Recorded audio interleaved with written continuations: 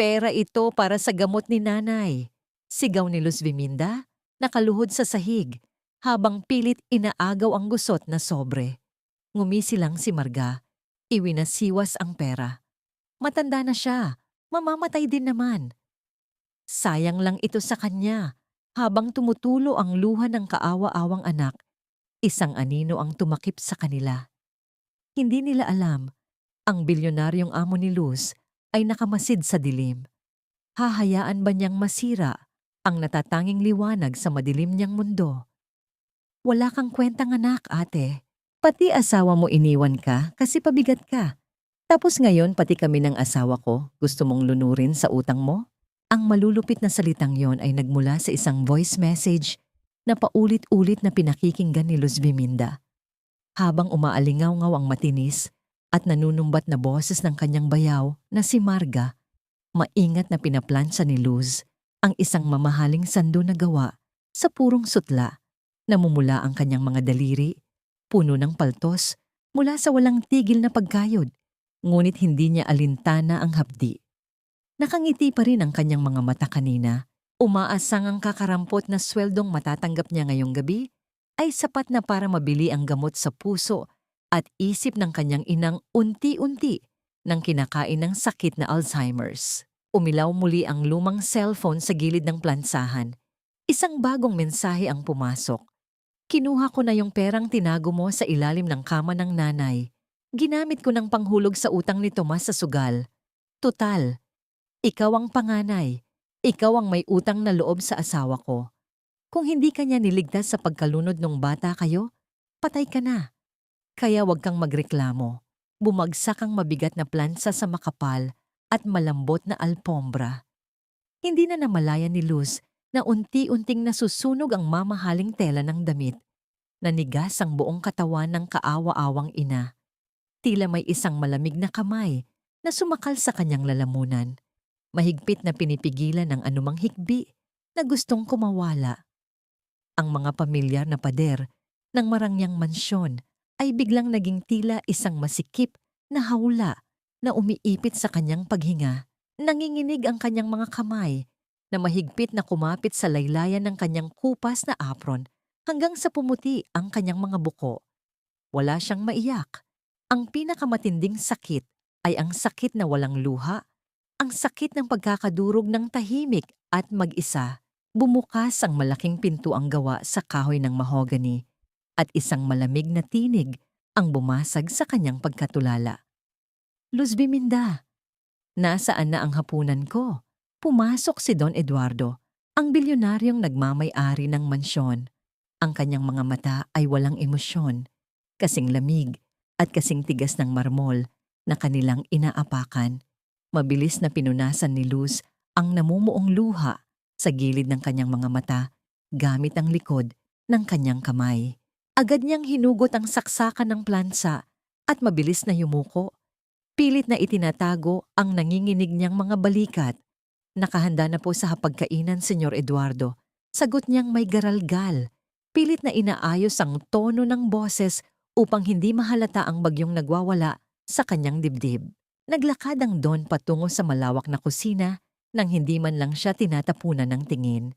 Sumunod si Luz, nakayuko, dala ang isang basong tubig na may yelo.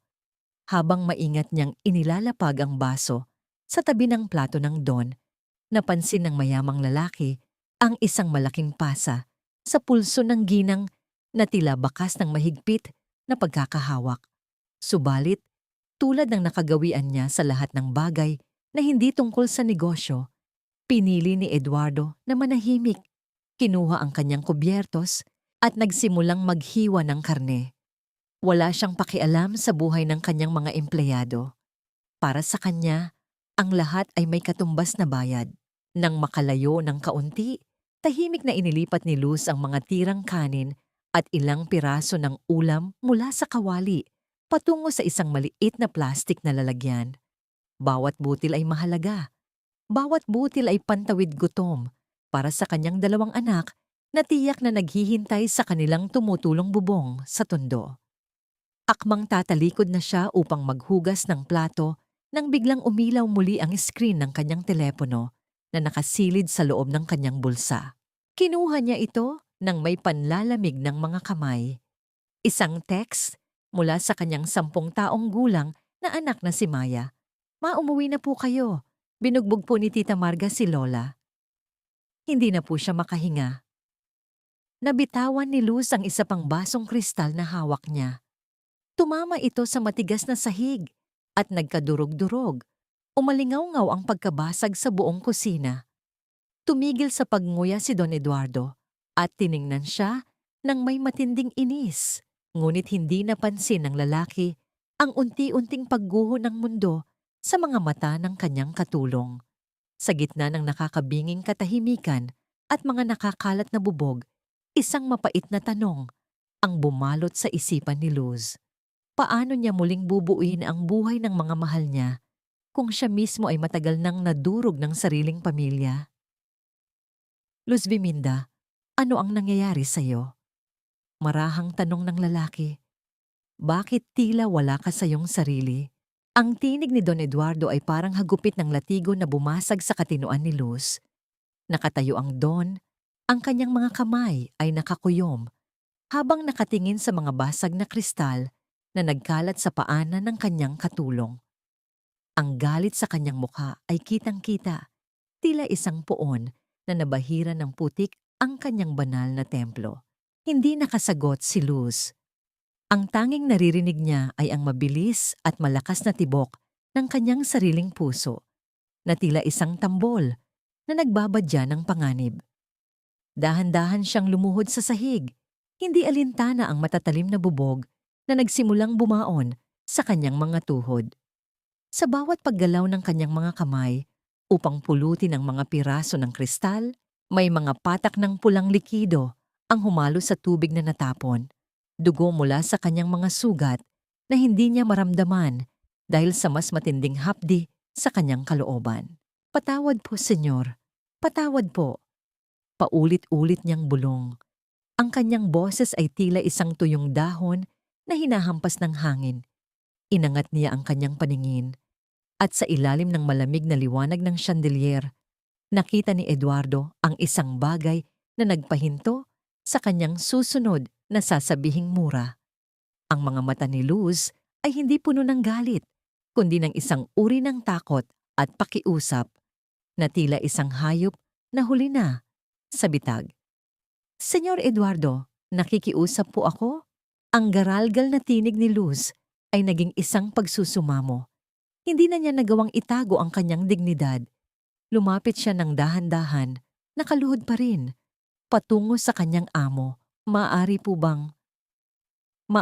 bang makahingi ng advance sa sahod ko?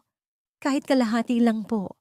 Kailangan ko lang po talagang iuwi ang nanay sa ospital. Nagmamakaawa po ako, Senyor." Ang katahimikan sa loob ng mansyon ay naging mas mabigat pa kaysa sa baha sa labas. Tiningnan ni Eduardo ang babaeng nasa paanan niya. Sa kanyang isip, muling bumalik ang mga imahe ng kanyang nakaraan. Ang mga taong lumalapit sa kanya dahil lamang sa pera. Ang mga kamay na nakalahad para sa kanyang yaman. Para sa kanya, ang lahat ng ito ay bahagi lamang ng isang dula. "Luz Biminda, alam mo ang patakaran ko. Hindi ako isang bangko. At hindi ako nagpapautang sa mga empleyado na hindi man lang maingatan ang mga gamit sa bahay na ito." Ang boses ni Eduardo ay patag, walang bahid ng awa. "Tapusin mo ang paglilinis dito at maaari ka nang umuwi. Pero huwag mo akong tatanungin tungkol sa pera." Tumayo ang bilyonaryo at tinalikuran ng kanyang katulong. Iniwan si Luz na nakalugmok sa gitna ng mga bubog at sariling dugo. Wala nang nagawa si Luz kundi ang tanggapin ang bawat salitang parang pako na ibinaon sa kanyang pagkatao. Mabilis niyang tinapos ang kanyang gawain. Bawat kilos ay puno ng desperasyon. Kinuha niya ang kanyang lumang payong at ang maliit na plastik na lalagyan ng tirang pagkain. Bago lumabas, patungo sa gitna ng hagupit ng bagyo. Naiwan si Don Eduardo sa loob ng kanyang tahimik at malawak na sala. Sa kabila ng karangyaan, ang lamig ng aircon ay tila tumatagos sa kanyang buto. Hindi siya makapokus sa kanyang binabasang papeles. May kung anong hindi maipaliwanag na pakiramdam ang kumukurot sa kanyang dibdib. Tumayo siya at bumalik sa kusina upang kumuha ng alak, ngunit napatigil siya sa tapat ng lugar kung saan nabasag ang kristal.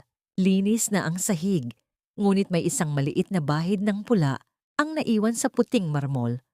Ang dugo ni Luz. Sa isang pambihirang pagkakataon, ang bilyonaryong hindi kailanman nagdumi ng kamay ay kumuha ng isang basang tela. Dahan-dahan niyang nilinis ang bahid ng dugong iyon. Nang madampian ng kanyang balat ang malamig na marmol, tila na kuryente ang kanyang buong pagkatao. Naalala niya ang kanyang ina, ang kanyang inang namatay, na nag-iisa habang siya ay abala sa pagpapatayo ng kanyang unang gusali. Ang dugong ito, ang sakripisyong ito, ay tila isang tinik na bumaon sa kanyang pusong matagal nang naging bato. Hindi nakatiis si Eduardo. Naglakad siya patungo sa security room ng mansyon. Buksan mo ang kamera sa gate, utos niya sa gwardya. Sa screen nakita niya ang malabong imahe ni Luz. Hindi ito naglalakad ng maayos. Sa kabila ng malakas na ulan, sa kabila ng baha na umaabot na sa tuhod, tumatakbo ang babae. Tumatakbo siya patungo sa kadiliman ng kalsada, patungo sa direksyon ng tondo, dala ang kanyang mga sugat at ang kanyang huling pag-asa. Luz Biminda, bulong ni Eduardo sa kanyang sarili. Bakit tila ang bawat hakbang ng babaeng yon sa gitna ng ulan ay nagbibigay ng kakaibang bigat sa kanyang konsensya? Isang misteryo ang nakabalot sa bawat patak ng ulan. Isang misteryong hindi niya alam kung handa ba niyang tuklasin. Hindi mapakali si Don Eduardo sa loob ng kanyang silid, na kasing laki na ng isang maliit na bahay. Ang bawat patak ng ulan na humahampas sa makapal na salamin ng kanyang bintana ay tila mga daliring kumakatok sa kanyang konsensya. Sinubukan niyang magbasa, sinubukan niyang uminom ng kape. Ngunit ang imahe ni Luz Biminda na tumatakbo sa gitna ng baha ay hindi mawala sa kanyang isipan. May kung anong hinala ang namumuo sa kanyang loob. Isang hinalang baka ang perang hinihingi nito ay para sa masamang bisyo.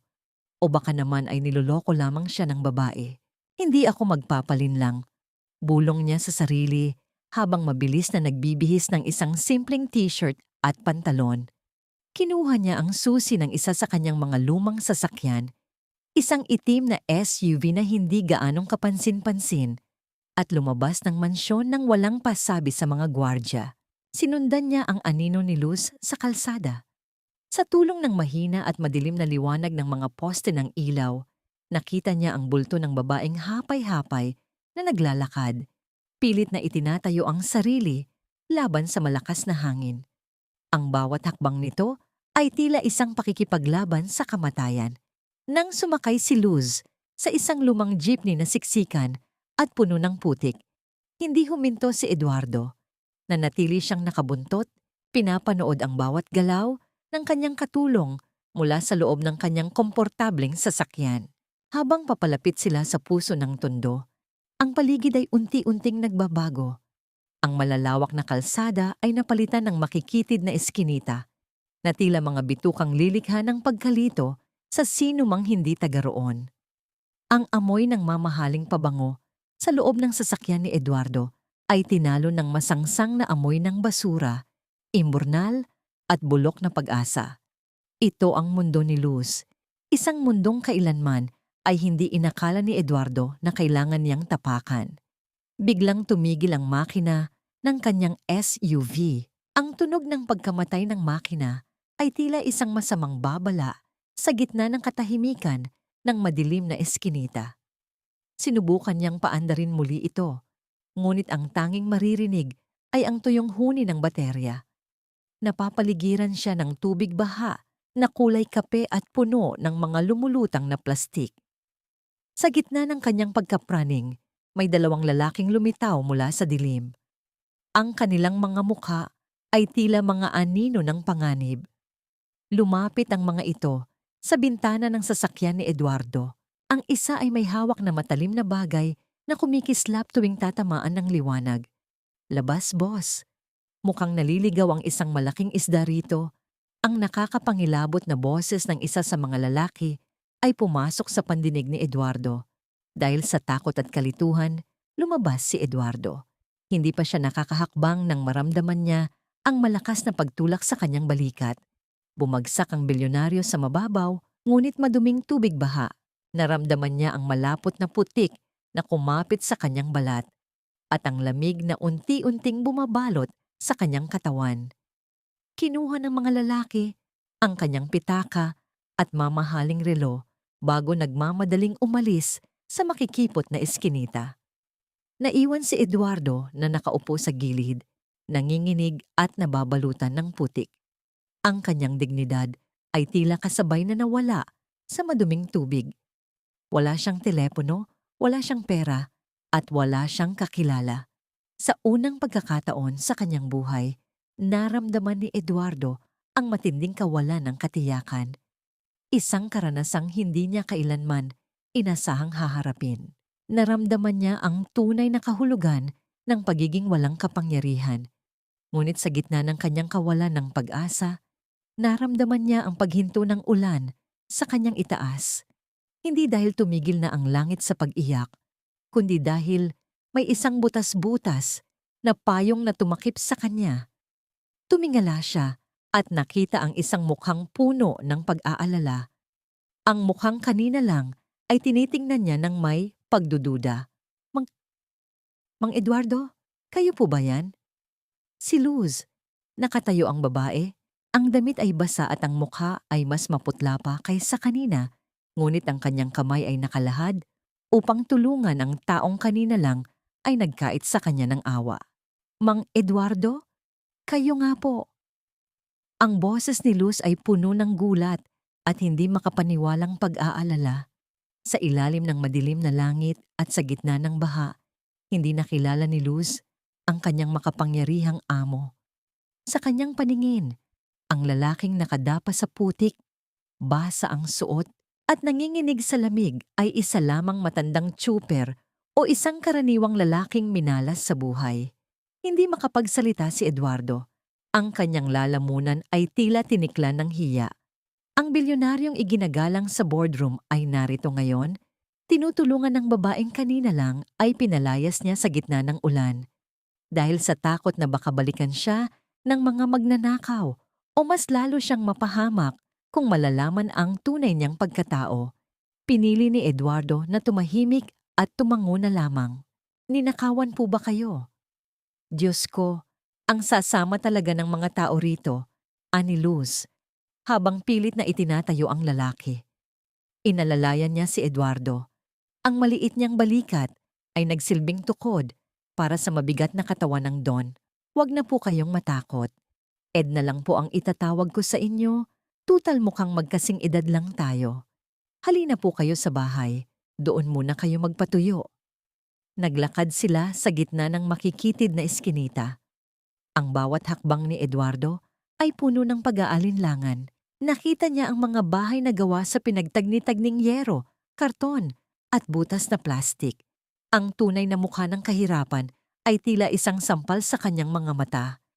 Nang makarating sila sa tapat ng isang maliit at tagping-tagping pintuan, dahan-dahan itong binuksan ni Luz. Pumasok sila sa loob ng isang silid na hindi lalaki sa banyo ng mansyon ni Eduardo. Ang amoy ng basang kahoy at lumang tela ay sumalubong sa kanila. Ngunit ang mas nakapagpatigil sa paghinga ni Eduardo ay ang nakita niya sa sulok ng silid. Isang matandang babae ang nakaupo sa isang manipis na kutsyon sa sahig. Ang kanyang mga mata ay walang buhay na nakatitig sa kawalan at ang isa niyang paa ay may nakakabit na kalawanging kadena na nakatali sa paanan ng isang lumang kama. Ma, nandito na po ako. Malambing na tawag ni Luz, ngunit ang matanda ay hindi tumugon. Pasensya na kayo, Ed. Kailangan ko siyang itali kapag wala ako. Baka kasi lumabas siya at mawala. Hindi na niya matandaan ang daan pa uwi. Naramdaman ni Eduardo ang isang matalim na kirot sa kanyang puso. Ang kalupitang akala niya ay naroroon sa mga kadena ay isa palang desperadong paraan ng pagmamahal at proteksyon. Habang kumuha si Luz ng isang basong mainit na tubig, at isang lumang tuwalya. Isang malakas na yabag ang narinig mula sa labas. Bumukas ang pinto at pumasok ang isang babaeng may makapal na kolorete sa mukha at may bitbit na mamahaling bag na tila hindi bagay sa paligid. Si Marga. Ang kanyang mga mata ay nanlilisik nang makita si Luz at ang estrangherong kasama nito. Ate, ano na naman itong basurang dinala mo rito? Sigaw ni Marga, ang boses ay puno ng poot. Wala na nga tayong makain, nagpapakain ka pa ng pulubi? Nasaan na ang perang hiningi ko sa'yo? Alam kong binigyan ka ng advance ng amo mong bilyonaryo. Lalong napayuko si Luz, ang kanyang mga kamay ay nanginginig habang hawak ang baso ng tubig. Ang presensya ni Marga ay tila isang lason na kumalat sa loob ng maliit na silid. Hindi alam ni Eduardo kung siya ay dapat magalit o mahabag, ngunit ang bawat salitang lumalabas sa bibig ng babaeng ito ay tila mga kutsilyong tumatama sa sugatang kaluluwa ni Luz. Wala kang kwentang kapatid. Ang kapal ng mukha mong magdala ng palamunin dito habang kami ng asawa ko ay nagkakandaugaga sa paghahanap ng pambayad sa utang mo. Ang boses ni Marga ay tila isang matalas na kuko na kumakalmot sa katahimikan ng gabi. Akmang itataas ni Marga ang kanyang kamay upang sampalin si Luz nang mabilis na kumilos si Eduardo. Hinablot ni Eduardo ang pulso ni Marga. Ang kanyang hawak ay mahigpit at matigas, isang pagpapakita ng awtoridad na hindi niya nakalimutan kahit suot niya ang basang t-shirt ng isang dukha. Nanlisik ang mga mata ni Marga habang tinitingnan ang lalaking humarang sa kanya.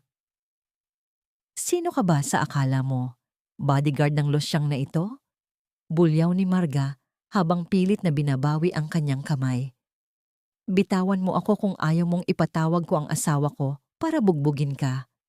Marga, itigil mo na iyan. Nagmamakaawa ako.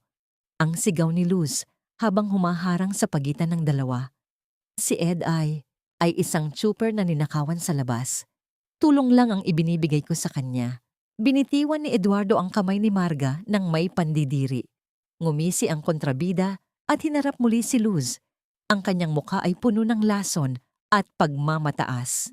Tulong! Ate, baka nakakalimutan mo ang utang na loob mo sa amin ni Tomas. Noong mamatay ang tatay, ang tanging bilin niya ay ikaw ang mag-aalaga sa amin. Kung hindi dahil sa asawa ko na sumagip sa iyo sa ilog noon, matagal ka ng malamig na bangkay. Ngayon, ibigay mo sa akin ang pera mo o baka gusto mong mabulok ang nanay sa labas ng bahay na ito? Ang bawat salita ni Marga ay tila isang mabigat na bato na lalong nagpapalubog kay Luz sa putikan ng konsensya. Dahil sa takot at sa baluktot na paniniwalang kailangan niyang pagbayaran ang kanyang buhay, dahan-dahang kinuha ni Luz ang maliit na plastik na lalagyan ng tirang pagkain mula sa mansyon. Ibinigay niya rin ang huling barya sa kanyang bulsa. Ang perang dapat sana ay pambili ng tinapay para sa kanyang sarili kinabukasan. Ito na lahat ang dala ko. Kunin mo na. Huwag mo lang saktan ng nanay, bulong ni Luz habang nakayuko. Kinuha ni Marga ang pagkain at ang barya ng may pang-uuyam bago lumabas at malakas na isinara ang pinto na lumikha ng isang matunog na kalampag na yumanig sa marupok na dingding. Gabi na at sa gitna ng kadiliman, nagkunwaring natutulog si Eduardo sa isang makitid at punit-punit na banig sa sulok ng maliit na silid.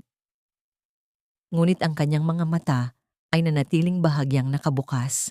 Pinagmamasdan ang bawat kilos ni Luz. Nakita niya ang babaeng kumuha ng isang maliit na mangkok na may kaunting tubig kanin. Dahan-dahan itong ipinakain ni Luz sa kanyang inang laging nakatali, habang ang sarili niyang sikmura ay tumutunog sa gutom. Ang tunay na katotohanan ay tila isang kutsilyong humihiwa sa puso ni Eduardo.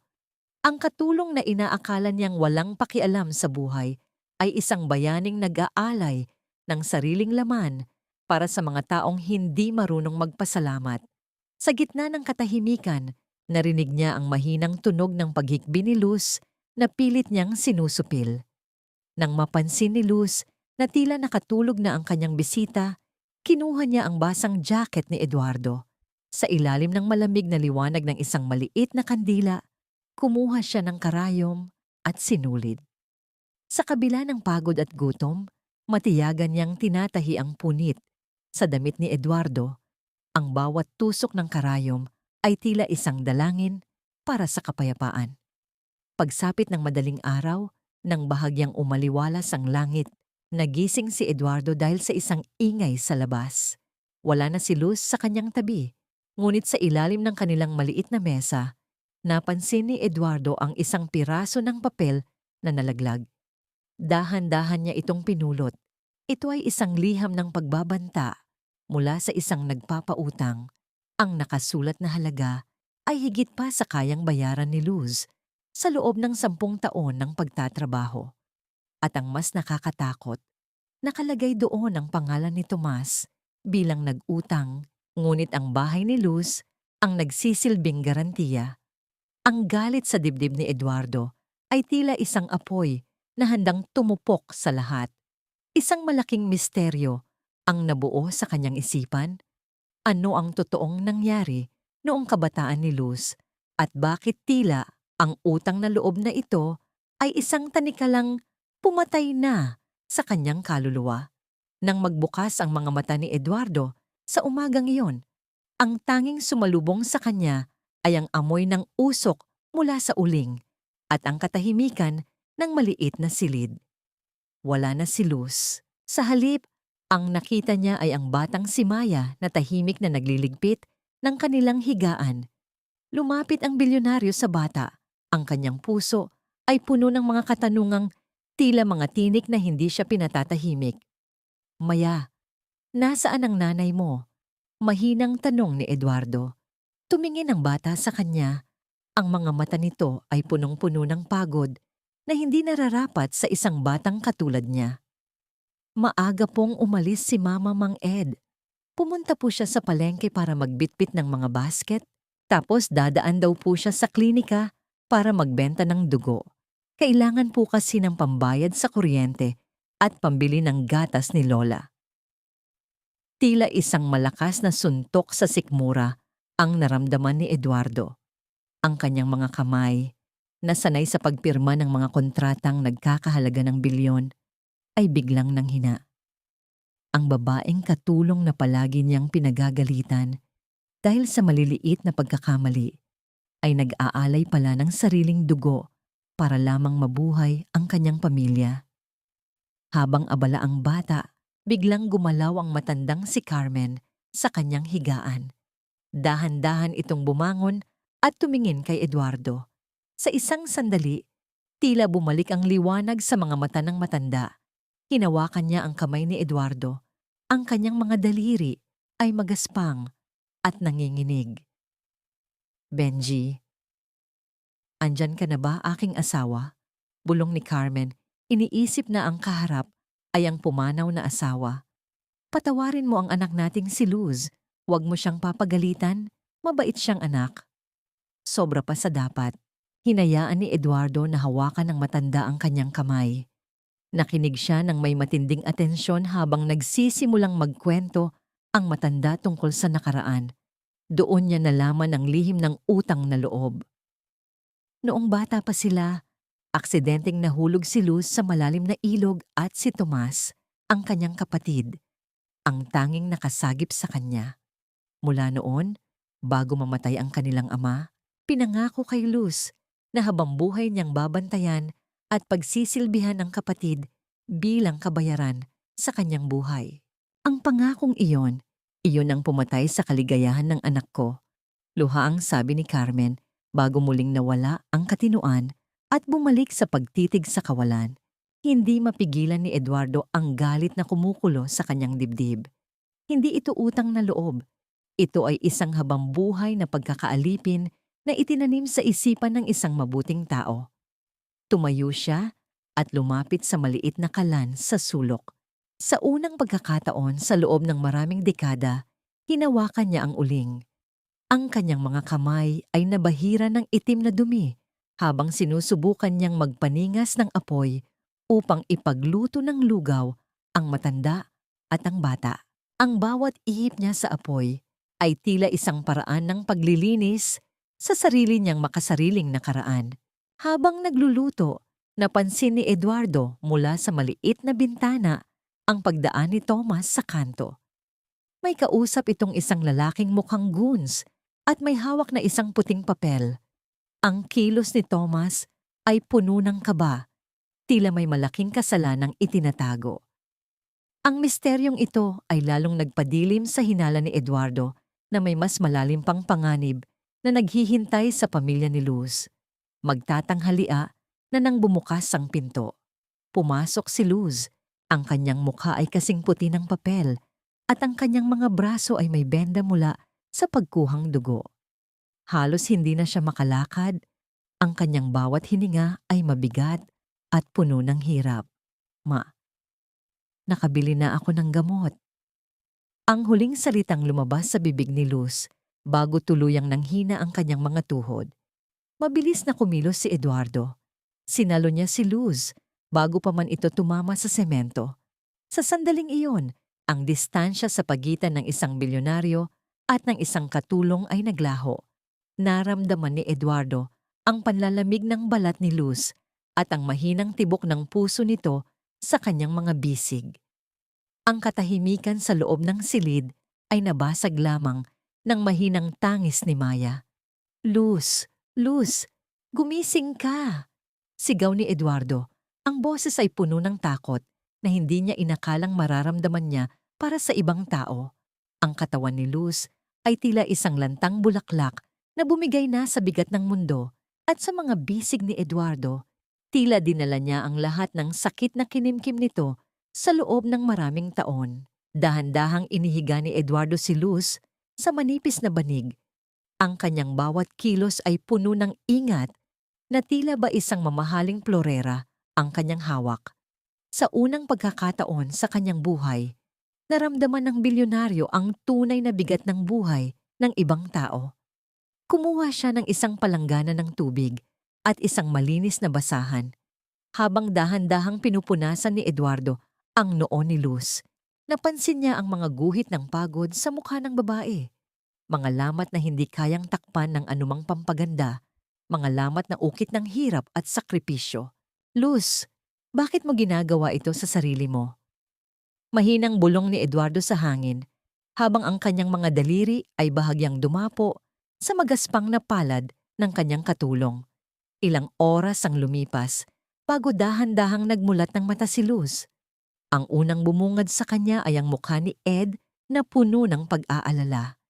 Agad na nagtangkang bumangon ng babae, ang kanyang puso ay mabilis na tumibok dahil sa takot. Mang Ed, anong oras na po? Kailangan ko nang pumasok sa mansyon. Mapapagalitan po ako ni Don Eduardo. Baka po tanggalin ako sa trabaho. Ang taranta at nanginginig na tinig ni Luz ay tila isang punlo na tumama sa dibdib ni Eduardo. Hinawakan ni Eduardo ang balikat ni Luz upang pigilan itong tumayo. Huwag kang mag-alala, Luz. Nakatawag na ako. Ibig kong sabihin, nabalitaan ko na pinayagan ka ng amo mo na magpahinga ng ilang araw. Sabi niya, ayos lang daw na huwag ka munang pumasok. Isang malalim na buntong hininga ng pasasalamat ang kumawala sa mga labi ni Luz, ngunit hindi nito natakpan ang hiya sa kanyang mga mata. Salamat po, Mang Ed. Pasensya na po kayo. Naging pabigat pa ako sa inyo. Hindi ko po alam kung paano ko kayo pasasalamatan. Nang sumapit ang gabi, ang ulan ay tumigil na rin sa wakas. Iniwan ang malamig na simoy ng hangin na nagdadala ng amoy ng basang lupa. Lumabas ang dalawa at umupo sa maliit na hagdan ng gawa sa semento sa labas ng bahay. Nakatingin sila sa madilim na langit kung saan iilang bituin lamang ang naglalakas loob na magpakita. Ano ba ang pangarap mo, Luz, bukod sa pagbabayad ng utang? Tanong ni Eduardo. Ang kanyang boses ay malambot, malayo sa otoridad na karaniwan niyang ginagamit. Ngumiti ng bahagya si Luz, isang ngiting may halong pait at pag-asa. Simple lang naman po, Mang Ed. Pangarap ko lang na balang araw, makatira kami sa isang bahay na hindi tumutulo ang bubong kapag umuulan. Isang bahay na may malinis na higaan para kay nanay at sapat na espasyo para makapag-aral ang mga anak ko nang hindi nakayuko sa kalsada. Gusto ko lang maranasan na matulog ng hindi iniisip kung may makakain pa kami kinabukasan. Natahimik si Eduardo. Ang mga gusaling itinatayo niya, ang mga penthouse na ibinebenta niya sa halagang milyon-milyong dolyar ay tila naging walang kwenta sa harap ng simpleng pangarap na ito. Sa sandaling iyon, hindi niya napigilan ang kanyang sarili. Itinaas niya ang kanyang kamay at dahan-dahang inayos ang isang hibla ng buhok na humarang sa mukha ni Luz. Ang kanilang mga mata ay nagtagpo at sa ilalim ng malamig na liwanag ng buwan, tila may isang tulay na nabuo sa pagitan ng kanilang magkaibang mundo. Kinabukasan, habang tulog pa ang lahat, palihim na lumabas si Eduardo. Kinuha niya ang kanyang mamahaling Rolex na relo na nakatago sa loob ng kanyang medyas. Ang tanging bagay na hindi nakuha ng mga magnanakaw dahil sa kanyang pagtatago nito. Pumunta siya sa isang pawn shop sa kanto ng eskinita. Alam niyang isang maliit na bahagi lamang ng tunay na halaga ang makukuha niya, ngunit hindi na yon mahalaga.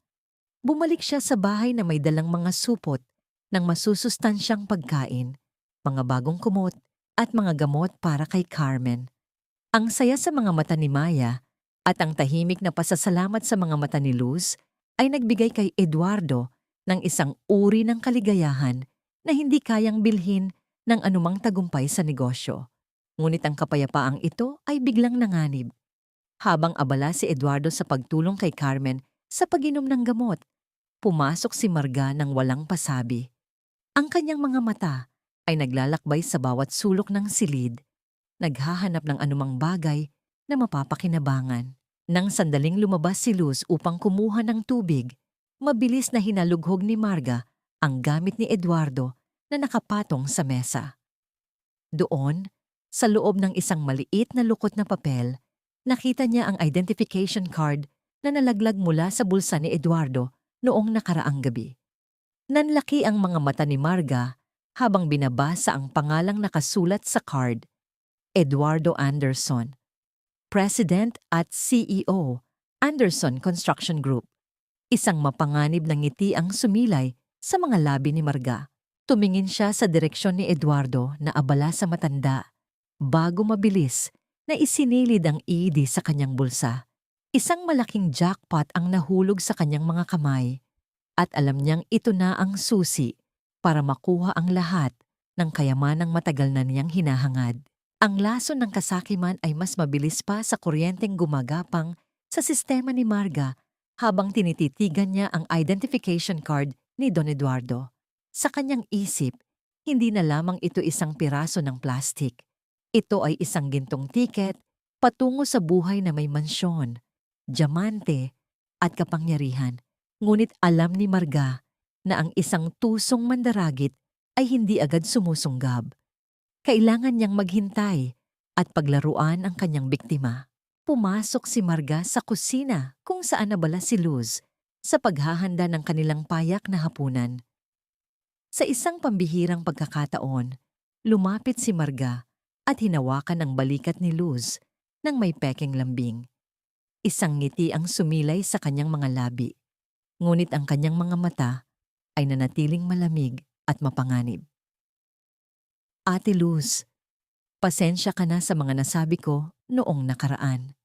Alam mo naman, stress lang kami ni Thomas sa mga utang. Ang malambing na tinig ni Marga ay tila isang babala para kay Eduardo na nakikinig mula sa kabilang silid. Gusto ko sanang bumawi. May kakilala akong pwedeng magpasok kay Thomas sa trabaho, pero kailangan nila ng pirma mo bilang garantiya. Tutal, ikaw naman ang may-ari ng maliit na lupang ito, di ba? Nag-alinlangan si Luz. Ang kanyang karanasan sa kapatid at sa asawa nito ay puno ng panlilinlang. Ngunit ang kislap ng pag-asa na magbabago na ang kanyang pamilya ay muling tumalo sa kanyang lohika. Para ba talaga ito sa trabaho ni Thomas, Marga? Ayoko nang madagdagan ang problema natin. Oo naman ate, gusto lang naming makatulong. para hindi ka na nahihirapan sa pagpapacheck up kay nanay. Sagot ni Marga habang inilalapag ang isang nakatuping papel sa ibabaw ng mesa. Pinaturo niya ang bahagi kung saan dapat pumirma si Luz habang maingat niyang tinatakpan ang iba pang mga detalye sa dokumento. Sa kabilang panig ng silid, nararamdaman ni Eduardo ang tensyon. Nakita niya ang pagkislap ng mata ni Marga, ang parehong kislap na nakikita niya sa mga kaaway niya sa negosyo kapag balak siyang traidorin. Gusto niyang tumayo at pigilan si Luz, ngunit alam niyang kapag ginawa niya iyon, kailangan niyang aminin ang kanyang tunay na pagkatao at baka lalong mapahamak ang pamilyang ito. Pinili niyang manatiling tahimik. Ang kanyang mga kamao ay nakakuyom sa ilalim ng mesa. Dahan-dahang kinuha ni Luz ang ballpen at inukit ang kanyang pangalan sa papel. Hindi niya alam, ang bawat guhit ng kanyang tinta ay tila isang pako na ibinabaon sa kabaong ng kanyang tanging ari-arian. Nang makuha ni Marga ang papel, mabilis niya itong isinilid sa kanyang bag nang may tagumpay sa kanyang mga mata. Salamat ate. Siguradong matutuwa si Thomas nito. Habang papalabas si Marga, lumapit ang matandang si Carmen kay Eduardo. Sa gitna ng kanyang kalituhan, may isang maliit na candy na nakabalot sa plastik ang inabot niya sa bilyonaryo.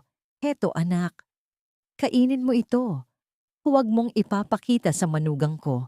Baka agawin niya pa, bulong ni Carmen nang may halong takot at pagmamahal. Ang munting regalong ito mula sa isang matandang wala nang maibigay ay nagpaiyak sa puso ni Eduardo. Ngunit ang katahimikan ng gabi ay biglang nabasag nang marinig ang malalakas na yabag mula sa labas. Isang malakas na pagkakalampag sa pinto ang yumanig sa buong bahay.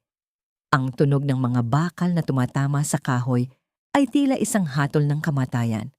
Bumukas ang pinto at pumasok ang tatlong lalaking may malalaking katawan. Ang isa sa kanila ay may isang mahabang tahi sa kanyang leeg at isang nakakatakot na tattoo ng alakdan sa kanyang braso. Ito ang mga tauhan ng kilalang nagpapautang sa tondo. Sino sa inyo ang may-ari ng bahay na ito? Ang boses ng lalaking may tattoo ay puno ng kapangyarihan at pananakot. Ako po. Bakit po? Nanginginig na sagot ni Luz habang humaharang sa harap ng kanyang mga anak. Iwinasiwas ng lalaki ang isang dokumento, ang mismong papel na kapipirma lang ni Luz. Simula ngayong gabi, hindi na sa inyo ang bahay na ito. Isinangla ito ni Thomas para sa kanyang utang sa sugal at dahil hindi siya nakabayad, ang garantiya ay kinuha na namin. Mayroon kayong 24 na oras para lumayas bago namin sunugin ang lahat ng basura ninyo sa loob. Napahawak si Luz sa kanyang dibdib. Ang kanyang hininga ay tila naputol. Tumingin siya kay Marga na nakatayo sa isang sulok, nakangisi at wala man lang bakas ng pagsisisi. Ang pagtatraidor ay kumpleto na at sa gitna ng kadiliman, ang tanging natitira ay ang nagbabadyang pagkawasak ng kanilang munting mundo. Ang katahimikan sa loob ng maliit na bahay matapos umalis ng mga tauhan ng nagpapautang ay mas nakakabingi pa kaysa sa malakas na kulog. Nakatayo si Luz sa gitna ng silid.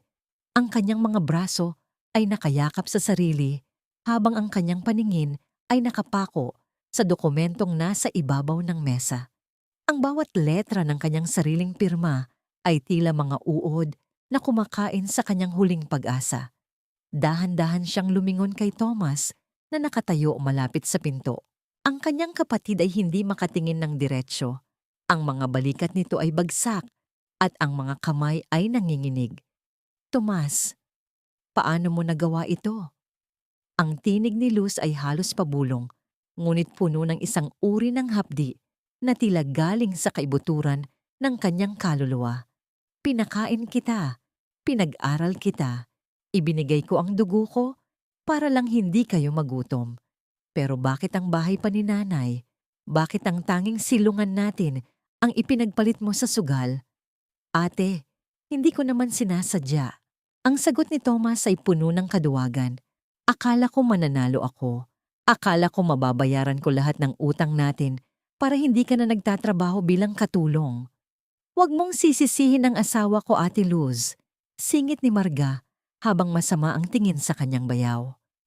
Kung hindi ka ba naman kasi inutil at kakarampot lang ang kinikita mo, hindi sana kailangang makipagsapalaran ni Tomas. Kasalanan mo rin ito dahil hinayaan mong maghirap kami. Ang ganitong uri ng pagbabaligtad ng katotohanan ay tila isang huling hantungan para sa pasensya ni Luz. Tumingin siya kay Eduardo na nakaupo sa sulok. Nakita ni Eduardo ang nagbabadyang pagsabog sa mga mata ni Luz. Gusto na sanang tumayo ng bilyonaryo upang tapusin ang usapan gamit ang kanyang kapangyarihan. Ngunit pinigilan niya ang kanyang sarili. Alam ni Eduardo na kung ililigtas niya si Luz ngayon, nang hindi nito natututunang ipagtanggol ang sarili, habang buhay itong magiging biktima ng kanyang sariling pamilya. Kailangan ni Luz na mahanap ang kanyang sariling boses. Muling bumalik ang mga tauhan ng nagpapautang, dala ang mga sako upang simulan ang paghakot ng mga gamit. Ang lalaking may tattoo na alakdan ay lumapit kay Maya, ang anak ni Luz, at hinawakan ang braso ng bata nang may malaswang ngiti.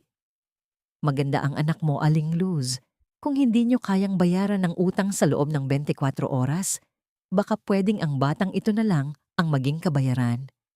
Maraming matutuwa sa kanya sa club sa syudad. Ang bastos na mungkahi ng lalaki ay tila isang kidlat na tumama sa puso ni Luz. Sa sandaling iyon, ang takot ay napalitan ng isang mabangis na proteksyon. Ang lioness, sa loob ng isang ina, ay nagising. Nang makita ni Luz na itinulak ni Marga ang bata patungo sa lalaki habang sinasabing, "Sige na, isama nyo na para mabawasan ang palamunin," hindi na nakapagpigil si Luz.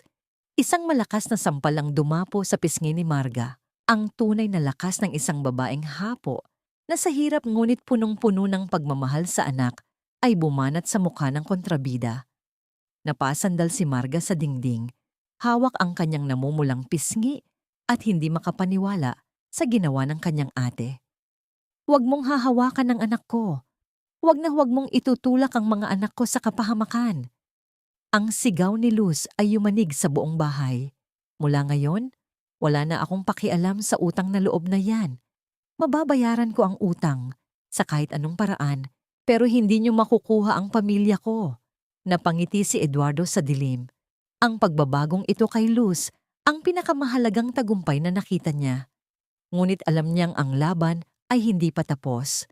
Ang oras ay tumatakbo at ang banta ng mga goons ay nananatiling nakabitin sa kanilang mga ulo. Bumulong si Marga habang papalabas ng bahay. Ang kanyang boses ay puno ng kamandag. "Sige, magtapang-tapangan ka. Tignan natin kung saan ka pupulutin bukas. Baka gusto mong ibenta ang katawan mo sa mga kanto dahil yun lang naman ang halaga mo." Naiwan si Luz na nanginginig ang buong katawan. Yakap-yakap ang kanyang mga anak. Tumingin siya kay Eduardo. Ang kanyang mga mata ay humihingi ng tulong na hindi kayang bigkasin ng kanyang mga labi. Alam ni Eduardo na ang susunod na 24 na oras ang magpapasya sa tadhana ng lahat. Paano kung bukas wala na tayong masilungan? Ang pabulong na tanong na ito ni Luz ay tila isang tuyong dahon na nalaglag sa gitna ng katahimikan ng gabi. Habang ang malakas na ulan ay muling humahampas sa kanilang bubong, si Luz ay abala sa pagtitiklop ng mga damit ng kanyang mga anak. Ang bawat tupi ng kupas na tela ay puno ng pagmamahal, ngunit ang kanyang mga kamay ay hindi tumitigil sa panginginig. Isang maliit na bag lamang ang dala niya. Isang bag na lalamanin ng lahat ng natira sa kanilang buhay matapos ang 6 na taon ng pagpapakasakit. Nakasandal si Eduardo sa hamban ng pinto. Pinapanood ang bawat kilos ng babae. Ang kanyang puso, na dati ay kasing tigas ng semento ng kanyang mga gusali, ay tila unti-unting nagkakalamat. Nakita niya ang isang lumang litrato na hinawakan ni Luz. Litrato nila ng kanyang ama noong bata pa siya. Isang patak ng luha ang bumagsak sa salamin ng frame, ngunit mabilis itong pinunasan ni Luz. Ayaw ipakita ang kanyang kahinaan kahit sa harap ng dilim. "Luz, Huwag mo nang ituloy ang pag-eempake. Mahinang sabi ni Eduardo habang lumalapit sa kanya. Mang Ed, kailangan ko na pong maghanda. Ayoko pong makita ng mga anak ko na kinakaladkad tayo palabas ng mga goons bukas. Sagot ni Luz nang hindi tumitingin sa kanya. Siguro nga po, tama si Marga. Wala akong kwentang ina. Hindi ko man lang nabigyan ng maayos na buhay ang pamilya ko. Hindi nakatiis si Eduardo. Lumapit siya at hinawakan ang magkabilang balikat ni Luz. Sa sandaling iyon, ang lamig ng gabi ay tila naglaho dahil sa init ng presensya ng bilyonaryo. Iniharap niya si Luz sa kanya at sa ilalim ng malamig na liwanag ng buwan na tumatago sa butas na bubong, nakita ni Eduardo ang buong mundo ng sakit sa mga mata ng babae. Makinig ka sa akin, Luz. Hindi ka nag-iisa.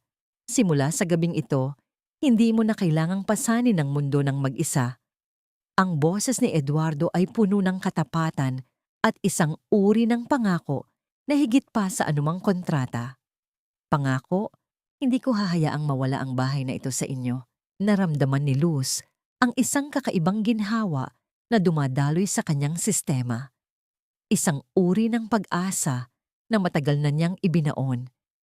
Hindi siya nakapagsalita.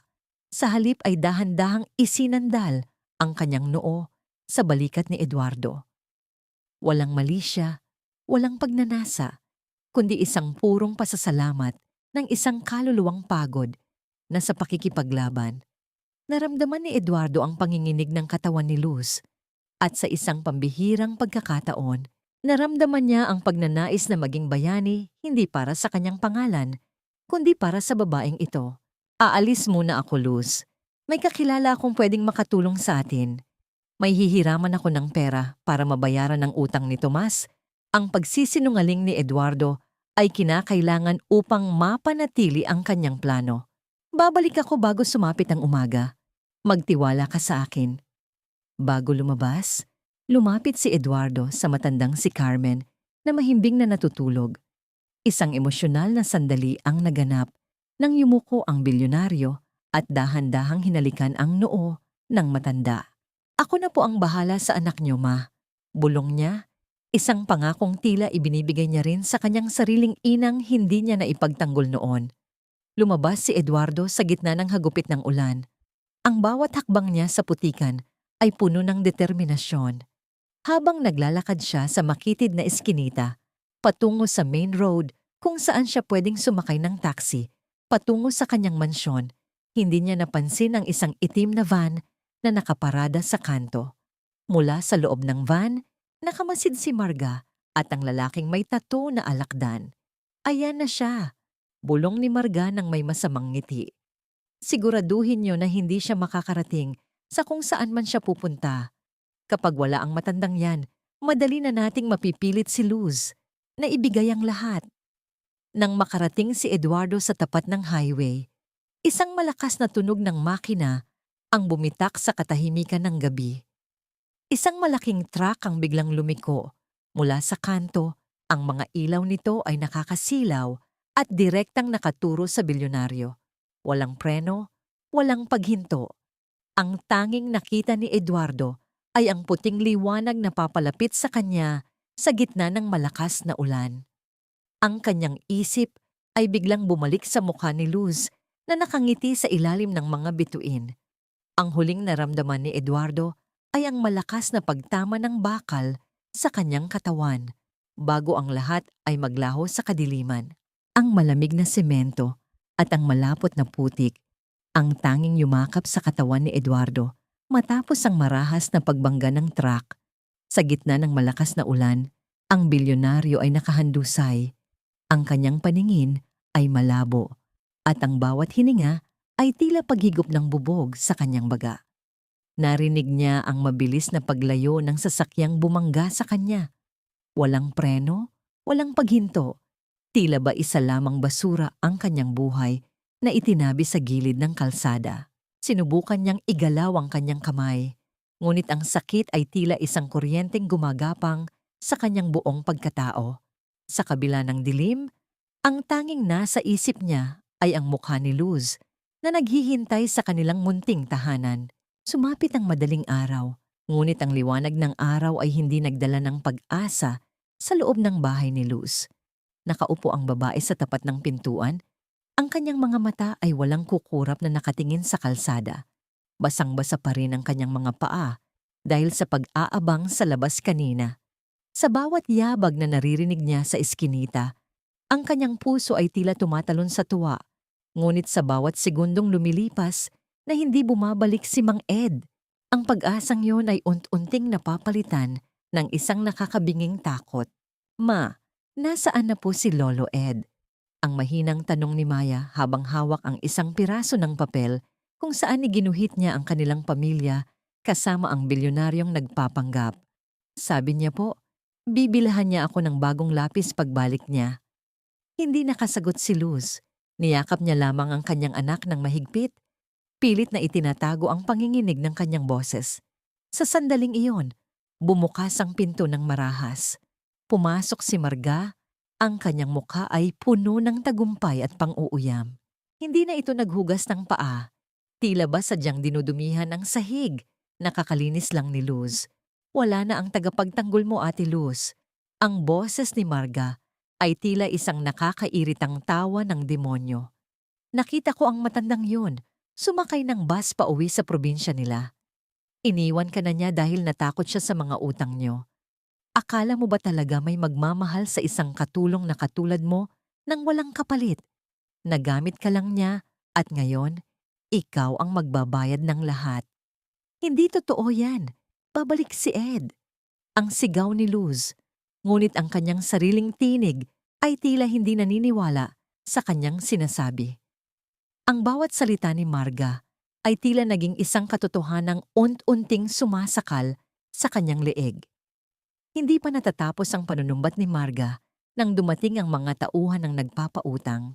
Sa pagkakataong ito, wala na silang dala kundi ang mga martilyo at crowbar. Sinimulan nilang baklasin ang mga yero ng bubong.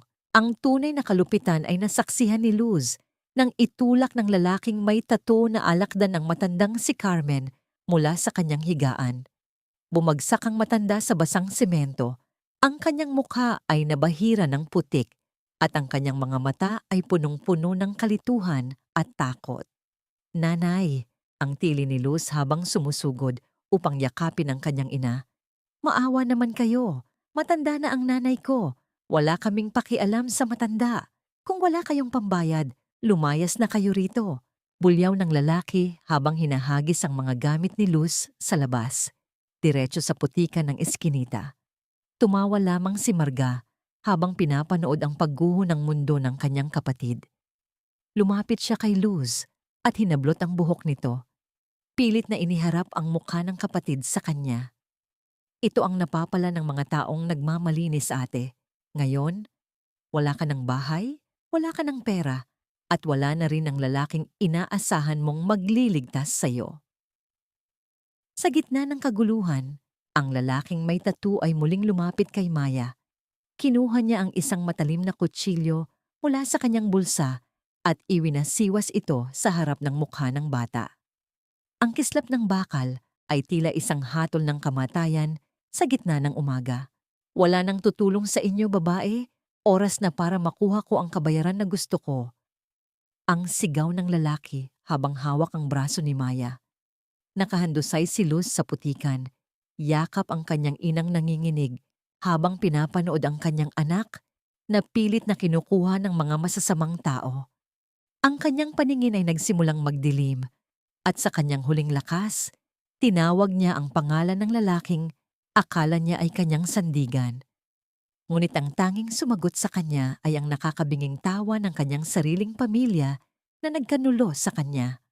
Ang matalim na dulo ng kutsilyo ay halos nakadikit na sa nanginginig na leeg ni Maya.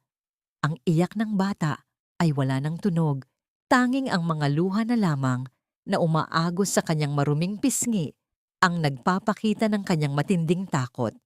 Nakasubsob si Luz sa putikan.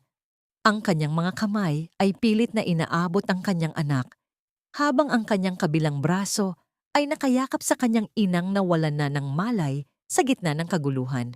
Maawa kayo! Ako na lang!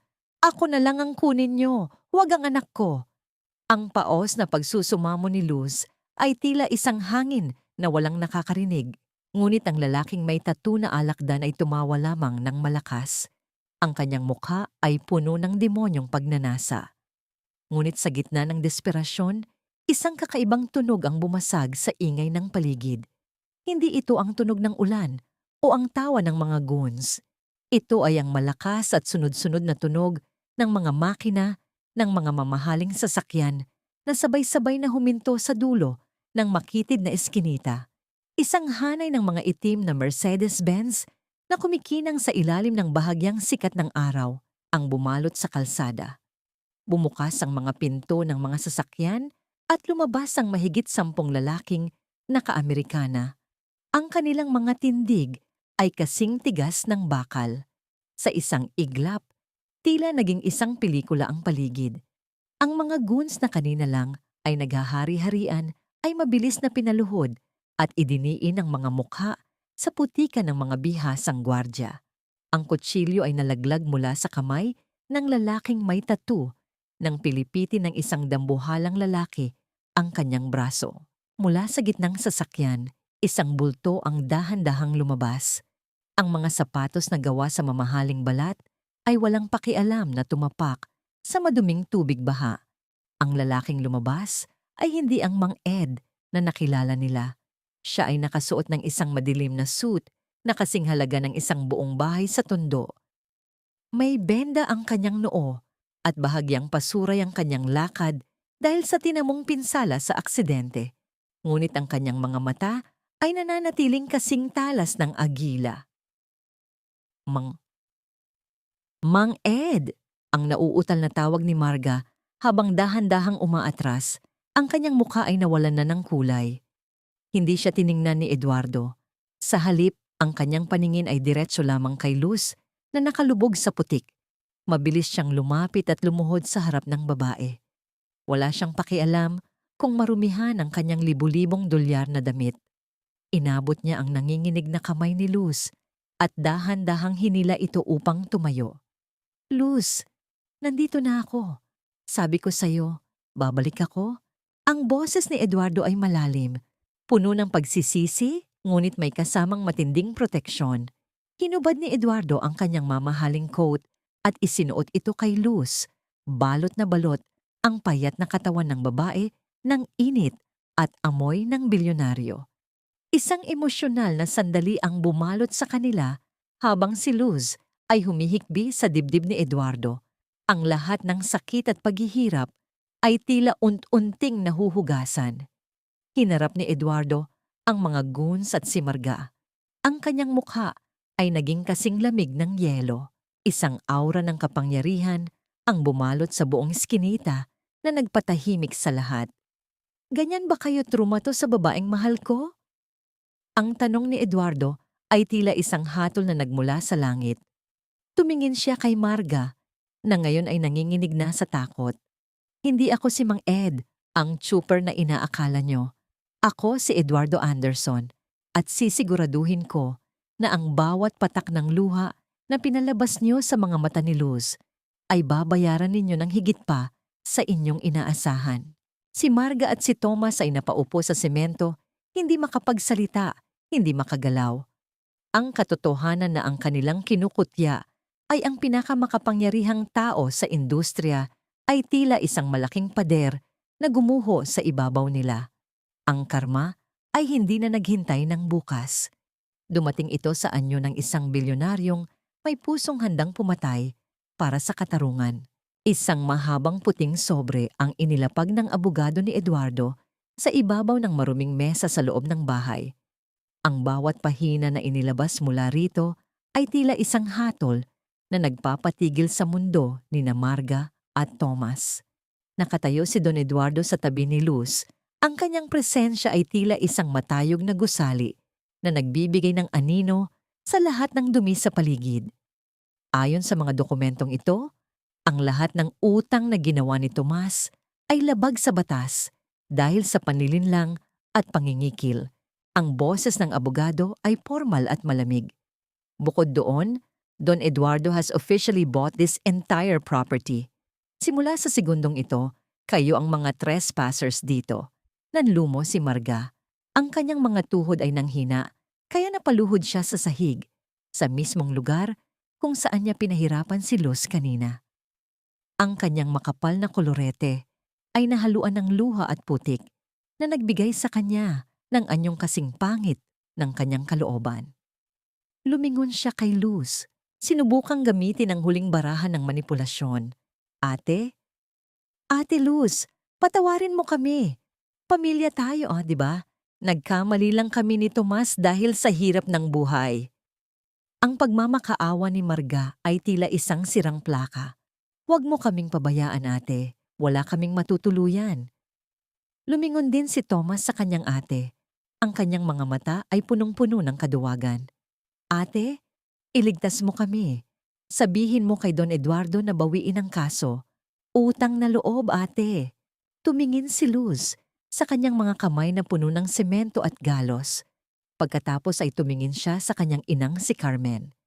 Nilapitan ni Luz ang kanyang ina at dahan-dahang tinanggal ang kalawanging kadena sa paa nito.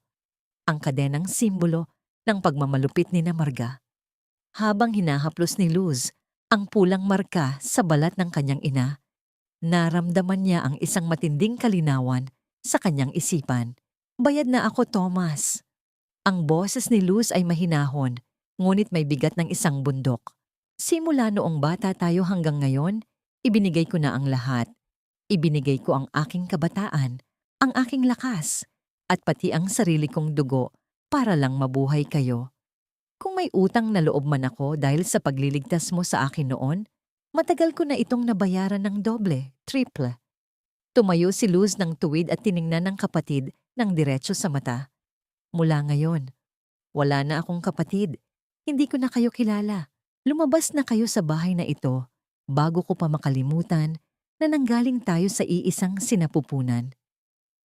Isang malakas na hiyawan at tawanan ang narinig mula sa labas ng skinita. Ang mga kapitbahay na dati ay tahimik na nanonood sa paghihirap ni Luz ay naroon na ngayon. Sinasaksihan ang kahihiyan ni Marga at Thomas. Ang hiya, ang pinakamatinding parusa para sa isang Pilipino, ay tuluyang lumamon sa mag-asawa habang kinakaladkad sila ng mga gwardya palabas, bitbit ang iilang piraso ng basahan na natira sa kanila. Wala silang pera, wala silang dangal, at wala na silang ate na pwedeng pagsamantalahan. Nang tumahimik na ang paligid, naiwan si Luz at Eduardo sa loob ng maliit na bahay. Kinuha ni Luz ang mamahaling coat ni Eduardo na nakapatong sa kanyang balikat. Dahan-dahan niya itong tiniklop at iniabot sa bilyonaryo. May isang malaking pader na muling nabuo sa pagitan nila. Ang pader ng katayuan sa buhay. Salamat po sa lahat, Don Eduardo. Ang pagtawag ni Luz sa tunay na pangalan ng lalaki ay tila isang malalim na sugat sa puso ni Eduardo. Salamat po sa pagliligtas sa amin. Pero alam ko na po ang totoo. Hindi po kayo si Mang Ed.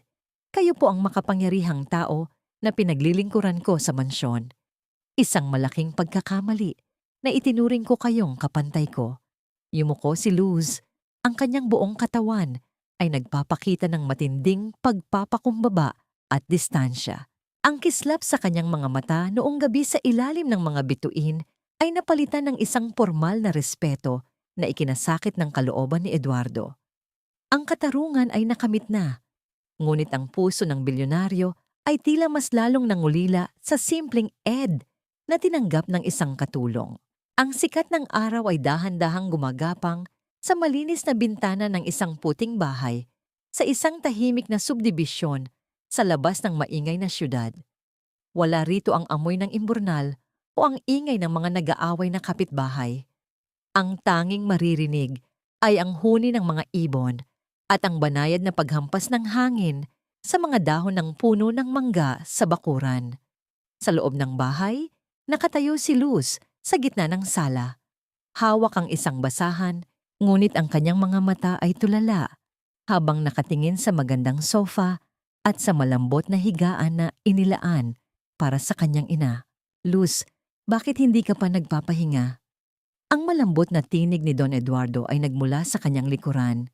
Nakatayo ang bilyonaryo, hindi suot ang kanyang formal na suit, kundi isang simpleng polo shirt lamang. Ang kanyang mga mata ay hindi na kasing lamig ng dati. May bakas na ito ng kapayapaan. Don Eduardo, hindi ko po yata kayang tanggapin ito.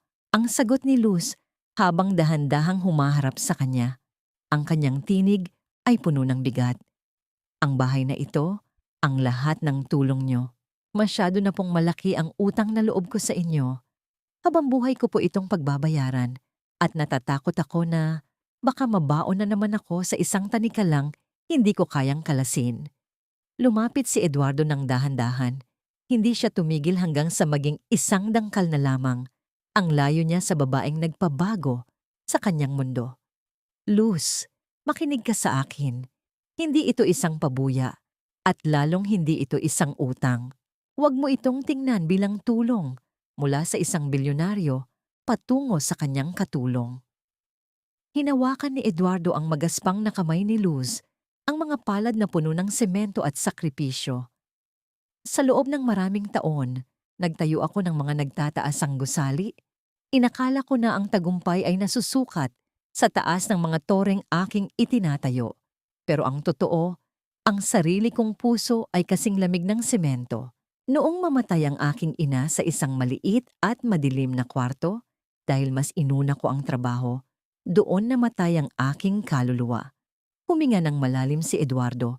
Ang kanyang mga mata ay nagsimulang mamasa-masa sa pag-alala. Luz, ikaw ang nagturo sa akin na ang tunay na katarungan ay hindi nakukuha sa korte, kundi sa pagmamahal. Ang pag-aalaga mo kay Carmen, ang pagprotekta mo sa iyong mga anak sa gitna ng hirap. Iyon ang nagpaalala sa akin kung ano ang nawala sa akin. Hindi ako ang nagliligtas sa iyo ngayon. Ikaw ang nagligtas sa akin mula sa pagkabulok ng aking pagkatao. Dahan-dahang idiniin ni Eduardo ang kamay ni Luz sa kanyang pisngi. Isang kilos na puno ng pagpapakumbaba. Huwag mong isipin na utang ito. Isipin mo na ito ay isang pagkakataon para sa ating dalawa na magsimulang muli. Kailangan ko ang liwanag ng pamilya mo para hindi ako muling maligaw sa dilim. Sa sandaling iyon, tila natunaw ang pader ng hiya at antas sa buhay. Nakita ni Luz ang lalaking si Ed. Ang lalaking nasaktan. Ang lalaking naghahanap ng kapatawaran sa sarili. Hindi na niya napigilan ang kanyang emosyon. Isang dahan-dahang pagtungo ng ulo ni Luz ang naganap hanggang sa magdampi ang kanilang mga noo. Ang katahimikan ay nabalot ng isang malalim na pag-unawa, isang pangakong hindi na kailangan pang bigkasin. Biglang bumukas ang pinto ng kwarto at lumabas ang matandang si Carmen, akay-akay ng maliit na si Maya. Ang matanda ay tila na sa isang pambihirang sandali ng kalinawan. Tumingin siya kay Eduardo at pagkatapos ay kay Luz. Isang matamis na ngiti ang sumilay sa kulubot na mukha ni Carmen. Anak, andyan ka na pala. Ang malambing na tawag ni Carmen kay Eduardo. Salamat sa pag-uwi mo ng maaga. Halina kayo, nakahanda na ang merienda natin. Ang pagtawag ng anak mula sa matandang Carmen ay tila isang huling piraso ng puzzle na nakumpleto sa puso ni Eduardo. Hindi na niya napigilan ang pagtulo ng kanyang luha habang niyayakap ang matanda. Ang bilyonaryong akala ay mayroon na ng lahat ay natagpuan ang kanyang tunay na kayamanan sa loob ng isang simpleng bahay na punong-puno ng pag-ibig. Isang taon ang mabilis na lumipas, tila isang agos ng malinis na tubig na dahan-dahang humugas sa lahat ng dumi at hapdi ng nakaraan. Ang hapon ay nababalot ng kulay kahel na sinag ng araw habang ang mga dahon ng puno sa hardin ay sumasayaw sa ihip ng preskong hangin. Wala nang bakas ng takot sa mukha ni Luz Biminda habang maingat niyang inilalatag ang isang maputing tela sa mahabang mesa sa ilalim ng puno ng mangga. Nakasuot siya ng isang simpleng bestidong puti. Ang kanyang buhok ay malaya at mahabang nakalaylay. At ang kanyang mga mata ay nagniningning na tila mga bituin na, sa wakas, ay nakahanap na ng kanilang langit. Ngayong araw ang ika-70 kaarawan ni Nanay Carmen. Ang matanda ay nakaupo sa isang komportableng silya, May suot na korona ng mga sariwang bulaklak na gawa ni Maya. Bagamat ang kanyang alaala ay tila mga aninong pabalik-balik, may isang bagay na hindi na nakakalimutan ng matanda. Ang presensya ni Eduardo. Nakaluhod ang bilyonaryo sa tabi ng matanda. Dahan-dahang hinihimas ang mga kamay nito habang nakikinig sa mga kwento ni Carmen na paulit-ulit ngunit puno ng saya. Ma, heto na po ang paborito ninyong bibingka. Ang malambing na tinig ni Luz ay tila isang awit na nagpatahimik sa paligid. Inilapag niya ang pagkain sa mesa at sa isang sulyap ay nagtagpo ang kanilang mga mata ni Eduardo. Walang kailangang sabihin. Ang kislap ng pasasalamat at pag-ibig sa pagitan nila ay sapat na upang ipaliwanag ang lahat ng kanilang pinagdaanan. Sa gitna ng tawanan, lumapit ang maliit na si Maya, dala ang kanyang sketchbook. Ipinakita niya ang isang drawing ng 4 na tao na magkakahawak kamay sa harap ng isang bahay na puno ng mga makukulay na bulaklak. Sa itaas ng drawing, may nakasulat na malalaking letra, "Aking pamilya." Ang drawing na iyon ay hindi lamang sining ng isang bata, kundi isang katibayan ng kapayapaang natagpuan nila sa gitna ng unos. Sandaling natigil ang katuwaan nang magtanong si Luz tungkol sa balita sa kanyang kapatid na si Tomas. Nalaman nila mula sa isang dating kapitbahay sa Tondo na ang mag-asawang Tomas at Marga ay namumuhay na ngayon sa matinding hirap matapos maubos ang lahat ng kanilang ninakaw na pera sa mga ilegal na sugal. Wala silang matuluyan at palipat-lipat ng tirahan sa mga gilid ng kalsada. Tiningnan ni Luz ang kanyang mga anak at ang kanyang ina. Wala siyang naramdamang galit o saya sa kasawian ng kanyang mga kapatid. Ang tanging naramdaman niya ay isang malalim na buntong hininga ng pagpapalaya. Sa wakas, ang tanikala ng utang na loob na pumatay sa kanyang kaluluwa sa loob ng maraming taon ay tuluyan ng naputol. Pinatawad na ni Luz ang kanyang sarili sa pagiging mahina noon at pinatawad na rin niya ang tadhana sa lahat ng lupit na ibinigay nito sa kanya. Ang tunay na kapayapaan ay hindi ang paghihiganti, kundi ang kakayahang lumayo sa mga taong sumisira sa iyong liwanag. Nang lumubog na ang araw at ang mga lampara sa hardin, ay nagsimulang magbigay ng mainit na liwanag. Tumayo si Eduardo at lumapit kay Luz sa ilalim ng punong mangga. Dahan-dahan niyang kinuha ang kamay ni Luz. Mula sa kanyang bulsa, inilabas niya ang isang simpleng singsing. Hindi ito ginto, hindi rin ito diamante. Ito ay isang singsing na gawa sa pinatuyong mga hibla ng damo na maingat na hinabi, katulad ng pangakong ibinigay niya sa gitna ng ulan noon sa Tondo. Luz, sa loob ng mahabang panahon, inakala ko na ang pagtatayo ng mga gusali ang aking legacy. Bulong ni Eduardo habang dahan-dahang isinusuot ang singsing sa daliri ni Luz. Pero mali ako. Ang pinakamagandang bagay na naitayo ko sa buong buhay ko ay ang pag-asang nakita ko sa iyong mga mata. Salamat sa pagpayag na maging bahagi ako ng iyong mundo. Isinandal ni Luz ang kanyang ulo sa balikat ni Eduardo habang pinapanood nila ang kanilang mga anak na naglalaro sa damuhan kasama ang kanilang lola. Ang bawat tibok ng kanilang puso ay tila isang himig ng tagumpay. Ang kwento ni Eduardo at Luz ay hindi lamang tungkol sa isang bilyonaryo at sa kanyang katulong. Ito ay kwento ng 2 sugatang kaluluwa na natagpuan ang kanilang kagamutan sa isa't isa. Ang tunay na kayamanan ay hindi nasusukat sa laki ng iyong bangko o sa taas ng iyong katayuan sa lipunan. Ito ay matatagpuan sa bawat yakap ng iyong anak, sa bawat ngiti ng iyong ina, at sa presensya ng taong handang manatili sa tabi mo kahit ang buong mundo ay bumagsak. Ang liwanag ng tahanan ay hindi nanggagaling sa mga mamahaling chandelier, kundi sa pag-ibig na naglalagablab sa puso ng bawat isa sa loob nito.